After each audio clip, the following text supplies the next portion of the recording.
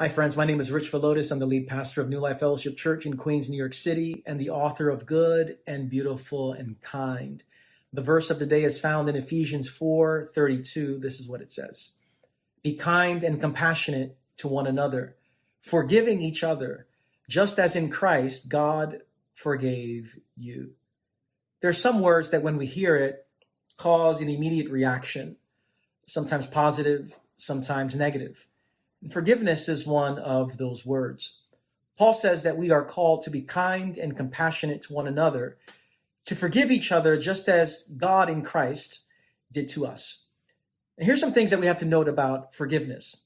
First of all, forgiveness doesn't mean forgetting what someone has done. Forgiveness doesn't mean that there are no consequences to what others have done. Forgiveness doesn't mean that we don't feel the pain of grief. Forgiveness doesn't mean that there's a reconciliation of relationship necessarily. Forgiveness doesn't mean that things will always be like they once were before. But it does mean freedom from interior bondage. You see, holding unforgiveness, as someone has said, is like drinking poison and waiting for the other person to die. When we forgive, we might not feel it immediately, but we are actually being set free. And not only that, we express what God has done for us in Christ.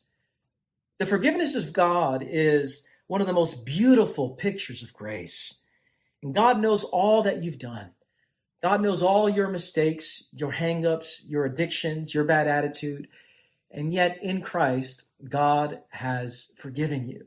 And the invitation on this day is to meditate on that beautiful forgiveness, and then ask God to do that work through us.